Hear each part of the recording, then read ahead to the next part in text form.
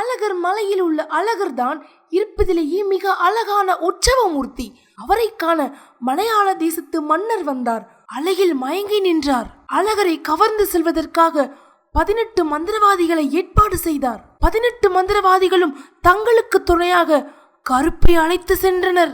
உடன் சென்ற கருப்பசாமி அழகரின் அழகில் மெய்மறந்து அங்கேயே நின்றார். 18 மந்திரவாதிகளும் மந்திர வேலை செய்து கடவுளை கட்டுக்குள் கொண்டு வர முயன்றனர்.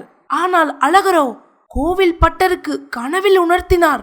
பட்டர் 18 மந்திரவாதிகளையும் பிடித்து வைத்தார். கருப்பசாமியோ சுய நினைவுக்கு வந்தார். இறுதியில் கருப்பசாமி சொன்னார், இந்த அழகருக்கு காவலாய் நான் இங்கேயே இருப்பேன் என்று.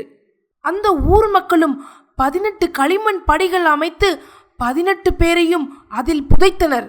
அந்த 18 படிகளின் மேல்தான் இப்பொழுது கருப்பசாமி அமர்ந்துள்ளார்.